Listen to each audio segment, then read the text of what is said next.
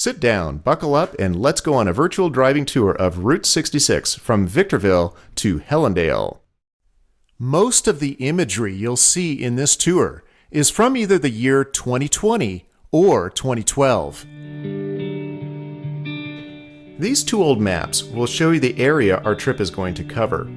If you decide to continue your trip past Helendale, you will see on the map that this stretch of Route 66 between Victorville and Barstow is a great alternate route to using the I-15 freeway. Also, look for our separate virtual driving tour that covers Route 66 between Helendale and Barstow. And this map from 2012 shows some of the places of interest along the way that you are going to see. The green line being drawn points out the route of our trip heading north up Route 66.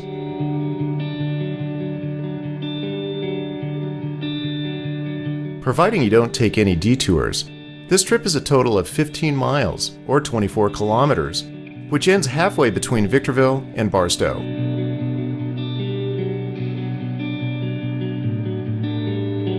Our trip starts at the front doorsteps of the Route 66 Museum located in Old Town Victorville, which is located about a half a mile south of the I-15 freeway on D Street. If you have time, check out the museum to get a better feel of what you're about to see along the road. Plus, there are exhibits in the museum of what used to be along the road and is now no longer there. Victorville's Route 66 Museum opened its doors in 1995. Thanks to the hard work of people like James Conkle, Mark Ward, Betty and Lionel Halby, Chick Kirk, and countless other people, we now all have a great place to go to and learn about this fascinating piece of American history. From the museum, head northeast back towards the freeway. This section of Route 66 is also known as National Trails Highway. In half a mile, you'll pass this old auto dealership on the right. Desert Motors opened in 1951 and is still owned by the same person, which probably makes this the longest owned dealership along the entire length of Route 66.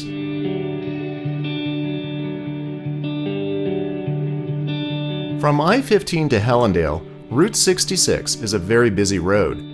Be careful when pulling out to look at the sights.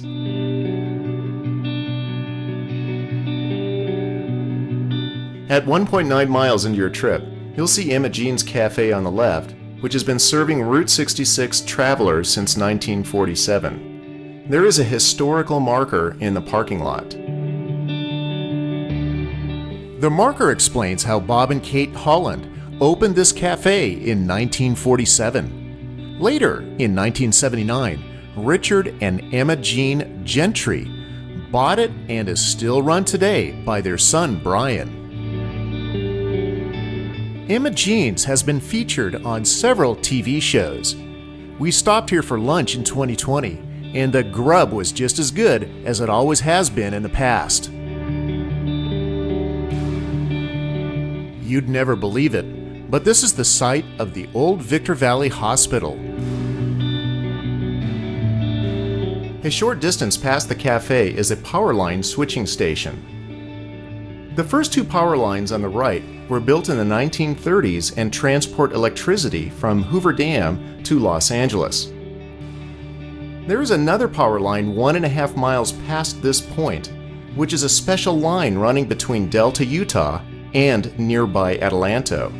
This line, built in 1986, carries more electricity than all of the other power lines that you can see combined. Meanwhile, back to Route 66.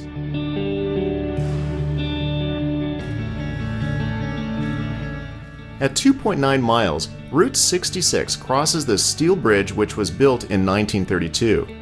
It passes over the Mojave River, which the highway follows from Victorville to Barstow.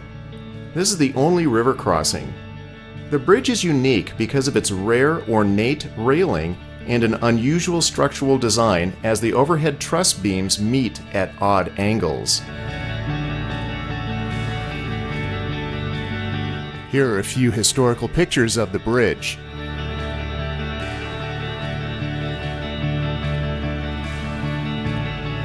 Here's how it looks when driving over the steel bridge heading northbound.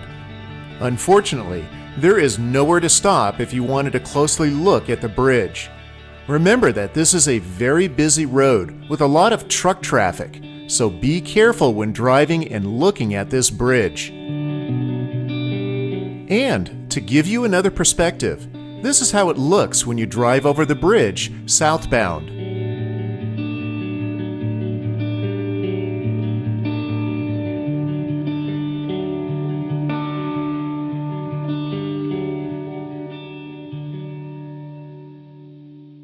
About 5 miles into your trip, the small town of Ora Grande is reached.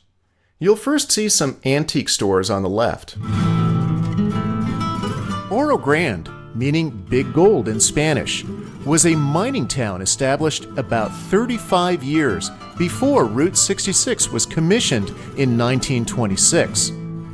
Downtown is marked by several old buildings, more antique shops, and newer, funky businesses grooving with the Route 66 lifestyle.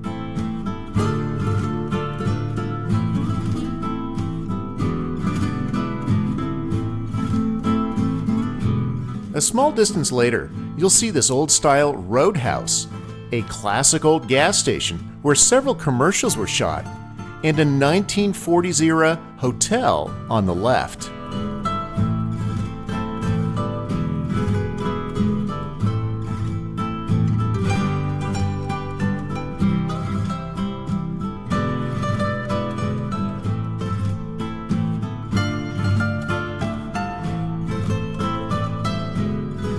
And, contrary to popular belief, this underpass, or the steel bridge you crossed earlier, is not the place where Sammy Davis Jr. crashed his car and lost his eye. That happened near Devore in the Cajon Pass. Here is the view after leaving Ora Grande. Soon you'll see some old buildings on the right.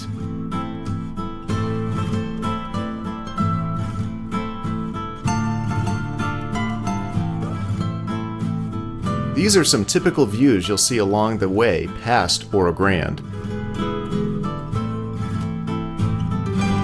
This panorama was taken atop the mountain you may have seen on the right with all the antennas on top and east of Ora Grande. It shows the area along Route 66 paralleling the Mojave River from Ora Grande to Helendale.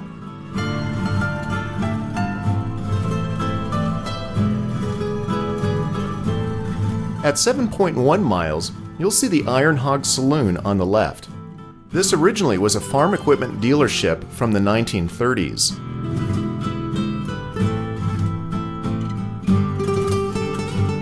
In 2020, the property has since changed its look. It's anyone's guess if it will be open for business on the day you drive by.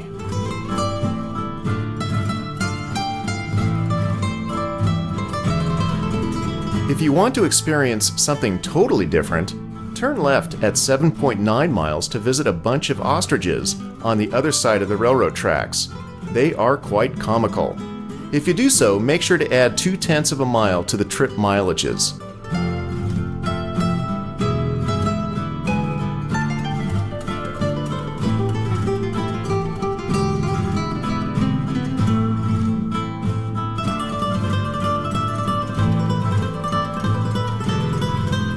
Sadly, the founder of the ostrich farm has passed away.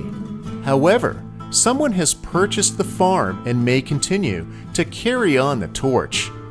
When we visited in 2020, there were still some ostriches. Hopefully, when you take your trip, you'll see some ostriches here. Just remember to keep your distance, because those big birds have been known to be quite fierce, and the bite really hurts.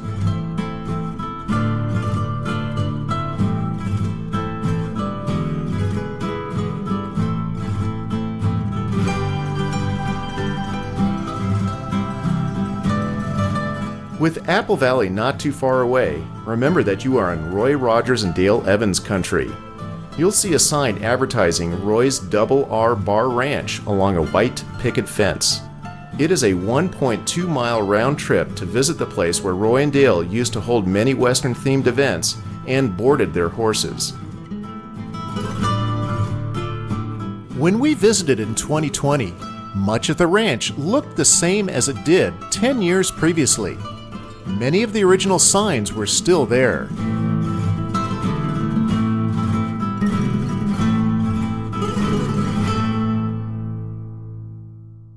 Back on Route 66, at 11.3 miles on the left, you simply cannot miss Elmer's Bottle Tree Ranch. Elmer and his father have been collecting bottles and other assorted relics around the Mojave Desert for over 50 years.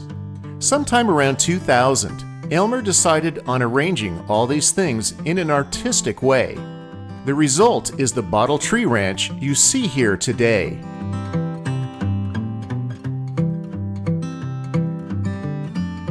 Sadly, Elmer passed away in 2019. Back when he was alive, Elmer was always here building up his museum, and he would always be happy to talk to visitors and give tours. His family is hoping to keep this property open, and hopefully someday it will be a Route 66 attraction. At barely over 12 miles, you will see this cluster of trees and homes. This was the site of Sagebrush Annie, which was a fun place to be during the 1920s with its small collection of gambling, drinking, and prostitution clubs. During this time, Sagebrush Annie was outside the county influence and was an island of lawlessness. By the way, the power lines that come from Hoover Dam you saw earlier in this tour has a relationship here. Many of the construction workers that built the power lines during this era were regular patrons of the establishments here at Sagebrush Annie. The buildings that stand today seem very small, but that's how small saloons and clubs were back then in rural areas. If you look far ahead on 66 here, those beige buildings you see in the distance is Lockheed's semi-secret radar testing facility. A mile later, you will see this 1950s era gas station. Recently, a private party attempted to open this property as a Route 66 attraction, but they could not make it happen. Before I-15 was built in the 1960s, there were many gas stations along this stretch.